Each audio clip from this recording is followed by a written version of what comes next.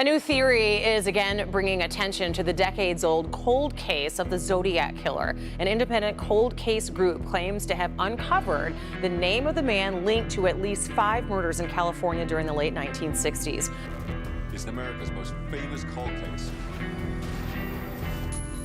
Only a handful of serial killers have successfully evaded identification for a long time, and the Zodiac Killer stands out among them. Not only was he a barbaric killer, but he also sent several scary letters and threats to newspapers while still being unknown. However, everything changed when a team of scientists managed to unmask the elusive Zodiac Killer.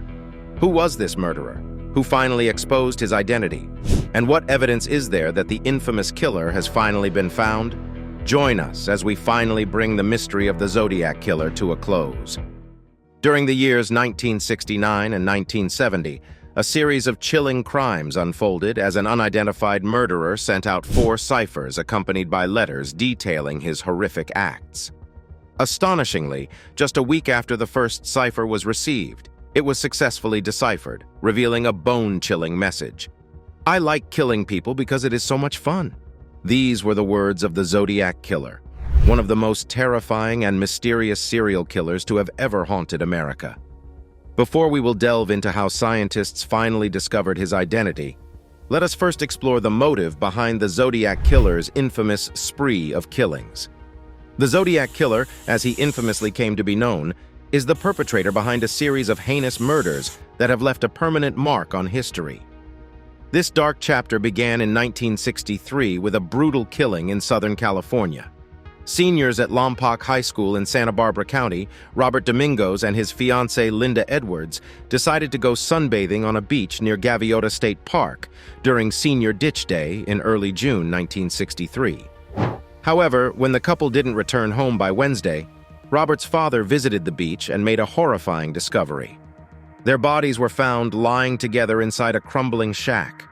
It appeared that the victims, who were bound with rope, had made an attempt to escape, but were ultimately shot and killed with a .22 caliber weapon. Robert had suffered 11 gunshot wounds, while Linda had been shot 9 times. The bodies were then dragged to the shack, where the killer unsuccessfully tried to start a fire. At the time, investigators had very little leads. However, much later, the Santa Barbara County Sheriff's Department revealed a potential connection to the Zodiac Killer. It was discovered that the beach killer had used Winchester Western Super X ammunition, which was the same type of ammunition used by the Zodiac in later crimes. 5 nights before Christmas, high school students Betty Lou Jensen and David Faraday set out on their first official date together, promising Betty Lou's parents they'd be home by 11 p.m. Later that day, motorists passing by observed the Rambler parked at a Lover's Lane spot along Lake Herman Road in Benicia, California. Shortly after, another driver spotted 2 motionless bodies on the roadside. The scene prompted a response from Benicia police and others, who discovered Betty Lou lifeless, having sustained 5 bullet wounds to her back. David was located next to the Rambler with a bullet wound in his head. Though he was still breathing, his life hung in the balance. The presence of bullet holes in the car's roof and back window suggested that the attacker may have fired warning shots to coerce the victims out of the vehicle. Examination of shell casings found at the crime scene revealed that the ammunition used was Winchester Western Super X copper-coated. Ballistic analysis indicated that the perpetrator used a .22 caliber firearm, possibly a J.C. Higgins Model 80 semi-automatic pistol. Scientists who later finally found the Zodiac Killer believed that the murders were brutal, unexpected, and seemingly without motive. Fast forward to 1969, and another terrifying episode unfolded. Darlene Farron was a 22-year-old waitress at Terry's restaurant. She was married to Dean Farron, a cook at Caesar's restaurant, but their relationship was far from smooth sailing. Darlene had a daughter from a previous marriage and was also pregnant with another child when tragedy struck. While she was known for her friendly and outgoing nature, she also had a reputation for being involved with multiple men, some of whom became suspects in her murder. A few weeks before the shooting, Darlene had crossed paths with Mike Mago, a 19-year-old laborer. Despite his shy and introverted demeanor, Mike had a deep love for science and animals, dreaming of one day becoming a veterinarian. Fate had brought them together, and they developed a friendship. However, their lives took a dark turn when they became victims of a horrifying attack. Miraculously, Mike survived the ordeal, although he sustained gunshot wounds to his face, neck, chest, and left shoulder. Incredibly brave, he mustered the strength to provide the police with a description of the shooter. According to Mike, the culprit was a stocky white male, standing around 5'8" inches to 5'9" inches tall, with a round face and brown hair. He also managed to identify the car the killer drove as either a light brown Ford Mustang or a Chevrolet Corvair. About a month later, the case took an even more twisted turn. 3 newspapers in the Bay Area received nearly identical letters, each claiming responsibility for the violent attacks on Darlene and Mike. The letters also included a difficult cipher, with the writer demanding that it be printed on the front page of each newspaper. The unidentified writer warned of further attacks if the newspapers failed to comply with this demand. It was during this time that the mysterious figure referred to themselves as the Zodiac Killer, a name that would soon send shivers down the public's spine. Just days after these strange letters were sent, a married couple from Salinas, California, managed to crack a portion of the cipher. The message they uncovered sent chills down their spines. Among its haunting words, it included a chilling statement. "It is more fun than killing wild game in the forest because man is the most dangerous animal of all." Unfortunately, this was just the beginning, as the Zodiac's reign of terror was far from over. The Zodiac Killer operated with brazen audacity, openly engaging with the media and the police, leaving a wake of dread wherever he struck. This made him a true mystery, challenging the very institutions designed to protect the public. Enter the Casebreakers, a team of over 40 former law enforcement investigators, journalists, military intelligence officers, prosecutors, and academic experts who volunteer their time to solve cold cases and bring justice to the victims and their families. Founded by Tom Colbert, a former TV producer and investigative journalist, the Casebreakers have had an impressive track record, previously unraveling complex mysteries like the D.B. Cooper hijacking and the disappearance of Jimmy Hoffa. The Casebreakers employ a combination of traditional detective work, modern forensic technology, and public outreach to uncover new evidence and lead in some of the most notorious and challenging cases in American history. Their dedication to unraveling mysteries that have stalled investigators for years is relentless, offering hope to those seeking closure. When it came to the Zodiac Killer's case, they were fiercely dedicated to unraveling his true identity, no matter the cost. And since his life was shrouded in mystery, it took a lot of time. But the Casebreakers' team of scientists finally found the body of the Zodiac Killer. Who was behind these senseless killings? America lived in fear throughout the late 1960s and early 1970s as the highly publicized Zodiac killings rocked the nation. The frightening aspect of these crimes was that they seemed to occur randomly, with no clear connections between the victims. As law enforcement grappled with the task of identifying the perpetrator, they received a series of taunting letters that only added to the growing sense of unease. The mysterious individuals behind the correspondence referred to themselves as the Zodiac and took pleasure in threatening bombings and further killing sprees. The case took an even more perplexing turn when the Zodiac sent a complex 340-character cipher to the San Francisco Chronicle, which remained unsolved for over half a century. In their letters, the Zodiac claimed responsibility for a staggering 37 murders.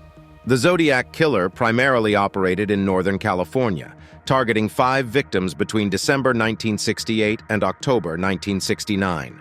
Despite the mounting body count, law enforcement struggled to establish a single suspect for the string of crimes.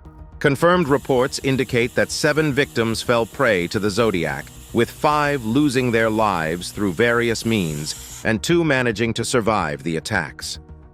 The elusiveness and cunning of the Zodiac Killer only added to the mystique and terror surrounding the case. Till the recent discovery, the identity of this elusive killer remains a subject of intense speculation and conspiracy theories. Let's delve into some of the major conspiracy theories surrounding this cold-blooded murderer. One of the most intriguing conspiracy theories suggests that the Zodiac Killer wasn't a lone individual, but rather a group of people working together. Proponents of this theory point to the varying descriptions of the killer's physical appearance provided by survivors and witnesses. Some believe that these differences could be explained by multiple people taking turns in carrying out the murders. Others argue that it would be difficult for a single person to evade law enforcement for so long, reinforcing the idea of a group working in coordination. This theory gains additional credibility due to the Zodiac's strange cryptograms and ciphers. The director of the docuseries, Andrew Knock, told the New York Post, "It's very unusual for cold cases to have this much information." He went on to say that upon reviewing all the police files, they observed very little connections between these crimes. The weapons, modus operandi, victim profiles, eyewitness statements, and even the locations differ. The only consistent element is the letters. There is strong evidence indicating that not only were the crimes committed by separate individuals, but the letters were also authored by more than one person. Some argue that the complexity of these codes suggests the involvement of multiple individuals with different areas of expertise. Could the Zodiac have been a twisted team of criminals? Another theory suggests that the Zodiac Killer may have had inside knowledge of law enforcement procedures and the workings of the criminal justice system. This theory is based on the killer's ability to outmaneuver the police at every turn. He ridiculed investigators with cryptic messages, spoke on the phone with them, and even managed to evade capture during his attacks. Theorists posit that the Zodiac could have been a former police officer, a prison guard, or someone closely connected to the justice system. This insider knowledge would have allowed him to stay one step ahead of the authorities and craft his cryptic messages in a way that confounded even the most skilled codebreakers. One particularly tantalizing conspiracy theory speculates that the Zodiac Killer was a well-known and influential figure in society. Proponents of this theory argue that the killer's ability to remain undetected for so long suggests that he had significant resources at his disposal, as well as a vast network of support. Some theorists have even gone so far as to name potential suspects who were in positions of power or fame during the time of the murders. These suspects could include politicians, celebrities, or wealthy individuals who may have used their influence to avoid suspicion or capture. While the official count of Zodiac victims stands at 7, some conspiracy theories suggest that the killer may have continued his murderous spree beyond the confirmed cases. The idea that the Zodiac survived and lived on to commit further crimes is a chilling one. Another outlandish conspiracy theory suggests that the Zodiac Killer was a victim of mind control experiments, such as those allegedly conducted under the umbrella of the CIA's MK-Ultra program. This theory suggests that the killer was unwittingly manipulated and programmed to commit these heinous crimes. Proponents of this theory argue that the MK-Ultra experiments aim to create sleeper agents who could be triggered to carry out missions without any memory of their actions. They suggest that the Zodiac was one of these unwitting pawns, with his cryptic messages and bizarre behavior being indicative of a fractured and manipulated psyche. The Casebreakers are a group of brilliant professionals across different fields who love solving mysteries and cold cases. Operating largely in online communities, they use their collective skills to investigate and analyze cases ranging from missing persons to unsolved crimes. What sets them apart is their unwavering commitment to bringing justice and closure to victims and their families. They collaborate with law enforcement, share their findings with the public, and push the limits of conventional investigations. The Zodiac Killer was no exception to the Casebreakers' quest for answers. Their investigation led them to Gary Francis Post, an unassuming man with a life shrouded in mystery and controversy. He was an airman, house painter, and astronomy enthusiast, living in California with a troubled history and an inclination toward firearms. Post's life took an even darker turn when he was arrested for domestic violence, leaving his mental health in question. While family and friends defended his character, the Casebreakers believed they had found their man. We will explore why Casebreakers were convinced that this strange individual was behind the barbaric killings in the 60s and 70s. Who is Gary Francis Post? The notorious Zodiac Killer who terrorized California in the 1960s remains an unsolved mystery even after 6 decades. However, a new lead suspect has emerged. Gary Francis Post, an Air Force veteran. The Casebreakers, CBs, a non-profit cold case team consisting of 40 volunteers with diverse expertise in forensics, law enforcement, CSI, ballistics, and military intelligence, have uncovered compelling evidence linking Post, who is now deceased, to 4 brutal attacks in the San Francisco Bay Area. But the CBs believe that Post's body count may extend beyond a dozen, and they intend to examine crime scenes with similar modus operandi and signatures spanning from San Diego to Lake Tahoe. Records from 1963 indicate that Post, after leaving the military, worked as a union house painter in the Bay Area. However, in 1970, when the serial killings abruptly ceased, investigators discovered that he had relocated to the isolated High Sierra town of Groveland. There, he married a single mother. Post's former neighbors, many of whom now suspect him to be the Zodiac Killer, disclosed to the CBs that they viewed his 3-person family as a long-standing cover.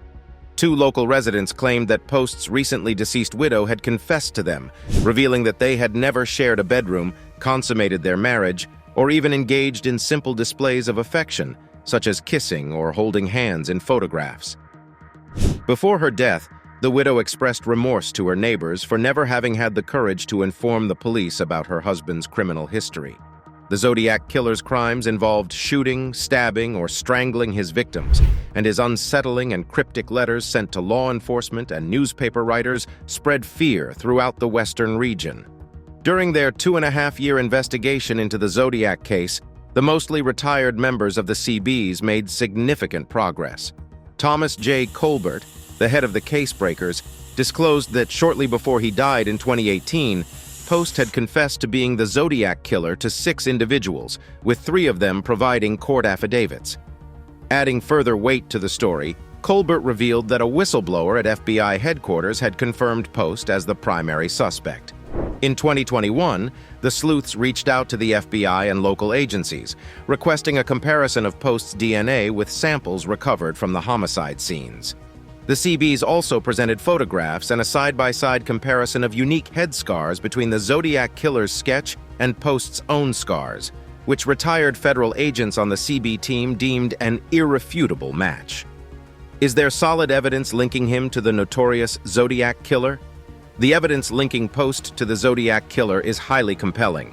A paint-splattered watch, believed to belong to Post, was found near the body of Sherry Jo Bates, who was considered the Zodiac Killer's first victim in 1966. A distinctive heel print, possibly Post's, was found at multiple crime scenes. A fingerprint was lifted from a payphone used by the Zodiac Killer, which the Casebreakers claimed to have matched to Post using a military fingerprint database. A DNA sample from a hiking mat owned by Post was linked to him through genealogical analysis, and it was compared to hairs found on Bates's body. Finally, the Casebreakers decoded ciphers that allegedly pointed to Post, revealing his name, initials, military rank, and location. Their findings weren't solely based on evidence. They were bolstered by testimonies from witnesses and informants. Glenn Barnes, a former associate of Post, provided chilling accounts of Post confessing to being the Zodiac Killer. While Barnes initially thought Post was joking or lying, he eventually cooperated with the Casebreakers. Glenn Barnes's account was really compelling. Internet users have recently brought attention to Barnes, a California resident, due to screenshots that seem to indicate his references to Post as Zodiac as far back as 2018. One caption, allegedly from a November 2018 photo of Barnes and Post, reads, "My last visit with old man, Gary Post. Zodiac, god dang, I miss you, old man." There were several photographs of Barnes and Post with mentions of Zodiac in the caption. Additionally, a screenshot circulating on Reddit suggests that a person named Glenn Barnes had unknowingly exposed the serial killer as Gary Francis Post. However, experts have been unable to verify the authenticity of these photos, captions, or the image claimed to be from the Zodiac forum on Barnes's social media page. But there is more. Other witnesses, including a former girlfriend of Post, shared stories of his violent and abusive behavior, adding to the compelling case. While Post's family and friends staunchly defended him and denied any involvement in the Zodiac Killer's crimes, the evidence compiled by the Casebreakers presented a compelling narrative. The case seemed to finally have a breakthrough. 4 decades after his death, Post's name was thrust into the limelight as the alleged Zodiac Killer. Tom Voigt, author of Zodiac Killer: Just the Facts, spoke to Rolling Stone magazine and dismissed the notion that Gary Francis Post was the Zodiac Killer, describing it as false. He considered it to be hot garbage and questioned why it received any coverage, suggesting it was essentially a press release. Voigt was asked about his own belief regarding the identity of the Zodiac Killer, and he expressed his inclination towards Richard Gaikowski, a former prime suspect who passed away in 2004.